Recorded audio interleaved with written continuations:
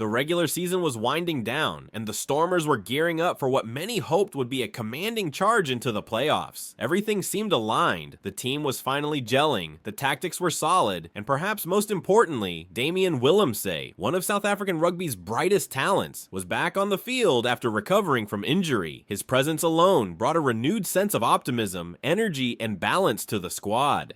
Fans were buzzing with hope, analysts were cautiously optimistic, and internally, the team believed they had what it took to make a deep postseason run.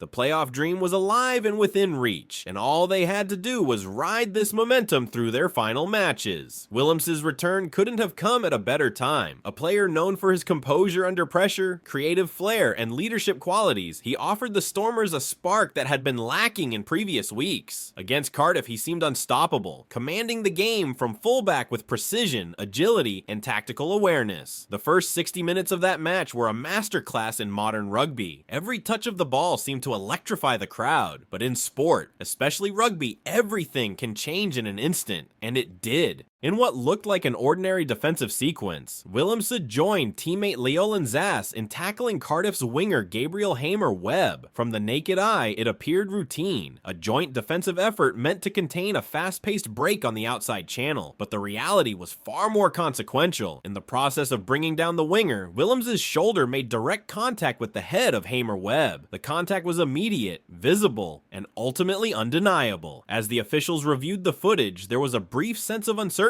but it didn't last long. Referee Gianluca Gnecchi, after consulting with TMO Andrea Piardi, made the call. Straight red card for Willemse. The silence that fell over the stadium was deafening. Just seconds earlier, the Stormers were in control. Now, they were down a man, reeling from a shift in atmosphere that would ripple through every corner of the field. The red card didn't just affect the immediate gameplay, it shattered the psychological hold the Stormers had on the match. Even worse, Hamer-Webb had managed to offload the ball before the collision, setting up Harry Millard for a try. What was a 24-10 lead became 24-17 in moments. The match momentum had completely flipped. After the match, Stormers director of rugby John Dobson faced the media, and his tone reflected the gravity of the situation. Dobson has always been known for his honesty, never one to sugarcoat the truth, and this occasion was no different. Visibly frustrated and searching for clarity, he acknowledged the disastrous timing and the possible ramifications. While he hadn't yet seen detailed replays of the tackle, he didn't deny its seriousness. What added complexity to his response, however, was his assessment of the build-up to the tackle. Dobson explained that Zas hadn't been released from the inside, and as a result, Willemse was trapped in a poor tackling position. The implication was clear. This wasn't just reckless play from Willemse. It was a sequence of poor positioning, miscommunication, and unfortunate timing that culminated in a collision deemed illegal by the officials. Dobson speculated that Willemse may have attempted to turn into the tackle and target the shoulder area, but it was too late. In professional rugby, receiving a red card is only the beginning. What follows is a judicial process that can determine the length and severity of the sanction. In this case, the Stormers and their legal team were left with two options: wait for a formal decision from the league's disciplinary body, or proactively request a review by a judicial officer. According to Dobson, the latter might offer a slightly better chance at a favorable outcome, perhaps a reduced sanction, or at least some clarity on the reasoning behind the punishment. But Dobson wasn't hopeful. He recognized that contact with the head, especially under the current World Rugby safety protocols, is treated with the utmost seriousness. Even if Willemse's intent wasn't malicious, the consequences of the action were clear. The team now had to brace for the inevitable, playing at least one playoff match without their playmaking fullback. Standard protocol dictates that a red card for head contact typically results in a 3-match ban. However, World Rugby offers a path to reduce the ban to 2 matches through its coaching intervention program, which emphasizes education on safe tackling techniques and injury prevention. While this might seem like a small consolation, in the high-stakes world of playoff rugby, every match counts. Losing Willemse for even a single game during this stretch could derail the entire campaign. The psychological blow cannot be overstated. Not only does the team lose a key player, but it also forces a tactical reshuffle that may affect cohesion, timing, and overall strategy. The red card also casts a shadow over the team's preparations, turning media focus away from performance and toward controversy. The ripple effect extends to fan confidence, coaching staff morale, and even opponent scouting. As expected, the red card triggered a media firestorm. Pundits across South Africa debated whether the decision was too harsh, while international outlets praised the referee for applying the letter of the law. Fans were split. Some argued it was a reckless tackle that deserved punishment. Others insisted that it was a rugby collision gone wrong, and the punishment was disproportionate to the intent. Social media lit up with slow-motion replays, breakdowns of the contact point, freeze frames analyzing Willemse's body position, and frame-by-frame comparisons to similar incidents. Some blamed Zas for the positioning error, while others defended Willemse's instincts as a defender trying to stop a potential breakaway. Rugby forums became battlegrounds for competing interpretations of fairness, legality, and intent. Without Willemse, the Stormers now face a crucial challenge. Who steps in? The backup fullback doesn't have the same impact or versatility, and the ripple effect will likely cause changes across the back line. Coaches will need to evaluate whether to play a more conservative style or maintain their attacking philosophy with different personnel. The timing couldn't be worse. With playoff qualification already achieved, the team was aiming to peak at the right time. Now, they must rapidly test new combinations in training, trust in less experienced players, and hope that the chemistry clicks in time. The margin for error is razor thin, and the playoffs offer no second chances.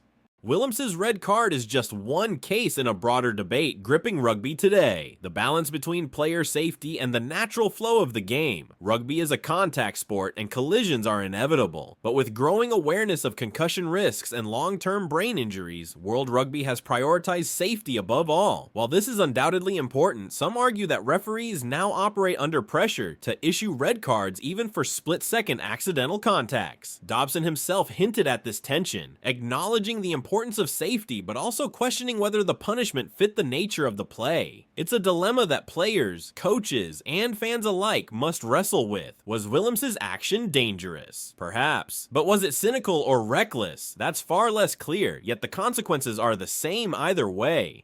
Every successful team is tested, not just by their opponents, but by moments of adversity. The Stormers now face one of their toughest mental and strategic tests yet. Can they rally without one of their best? Can the leadership group within the squad step up to stabilize the team and refocus their mission? This is where characters are revealed and forged. Veterans must guide the younger players. Coaches must maintain belief. And Willemse himself, though unable to play, will have to lead from the sidelines, supporting, mentoring, and staying mentally engaged as his teammates carry on without him. The immediate future is uncertain. Will the judicial panel uphold the full ban, or will an appeal lead to a reduced sentence? Will the Stormers find their rhythm again without their fullback? And perhaps more importantly, has this incident irreversibly altered their postseason trajectory? The playoffs loom, and while other teams are focused solely on performance, the Stormers must now deal with internal upheaval. This is the cost of one unfortunate moment, a reminder that in elite sport, everything can turn on a single decision, a mistimed movement,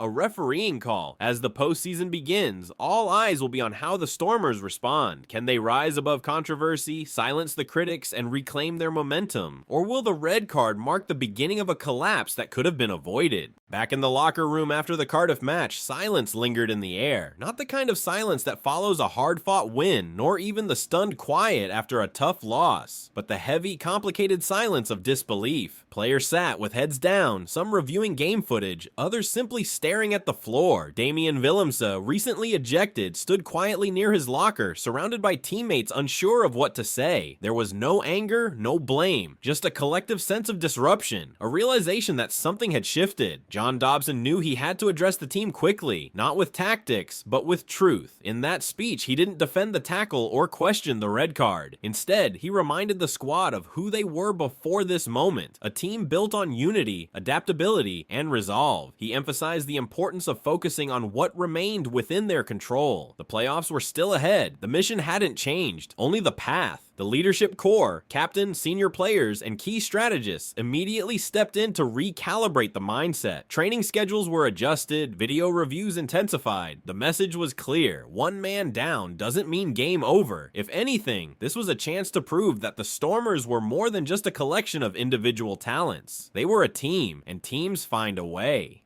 As the Stormers scrambled to reorganize their structure, rival teams quietly watched. For opposing coaches, the news of Willemse's likely suspension was more than just a development. It was an opportunity. The Stormers' backline without Willemse lacked not just talent, but versatility. He had often played the role of connector, capable of sliding between fullback and fly-half roles when needed. His absence meant the Stormers were more predictable, more exposed. Teams like Leinster, Munster, and the Bulls began tailoring strategies to exploit this vulnerability. Defensive lines were recalibrated to press higher, knowing the replacement fullback might struggle under the high ball. Set-piece plays were adjusted to test communication among Stormers' back three. The narrative was shifting, and with every training session across Europe, a weakened Stormers unit became a growing target. This outside pressure added another layer to the Stormers' preparation. It was no longer just about plugging a gap, it was about reinventing themselves before everyone else could capitalize on their weakness.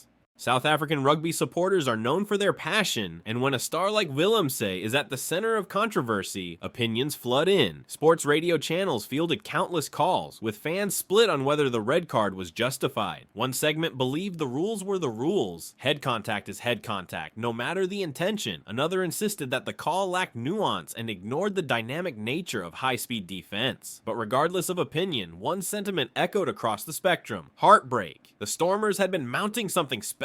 After years of inconsistency and rebuilding, the team had found its rhythm. To have it all jeopardized by a moment so quick, so preventable, felt cruel. Online communities rallied in support of Willemse, many recalling his history of clutch performances, resilience, and commitment to the Springbok jersey. Memes and highlight reels resurfaced as fans tried to both defend his character and pressure the judiciary to show leniency. In times like these, a player learns the value of public support, not just as a morale booster, but as a symbol that the nation still believes. Willemse's red card was not an isolated incident. In the broader landscape of professional rugby, referees have been issuing more red cards for head contact over the past few seasons. It's a reflection of the sport's evolution, a growing awareness of long-term player welfare, particularly around concussions and CTE, but it has also sparked heated debate. Former players like Schalkberger and Brian Habana weighed in, reminding audiences that rugby has always walked the tightrope between physicality and legality. The challenge now, they argued, is finding consistency. Too often, similar tackles result in wildly different outcomes depending on the referee, the TMO, or even the location of the game. In Willemse's case, many analysts saw a gray area. Was it reckless? Maybe. Was it intentional? Highly unlikely. Should it ruin a team's season? That's where the debate gets emotional. As World Rugby reviews incidents like these, they are simultaneously trying to preserve the integrity of the game while ensuring it's safe for generations to come. But when the margin of interpretation becomes this thin, the line between safety enforcement and over-regulation becomes dangerously blurry.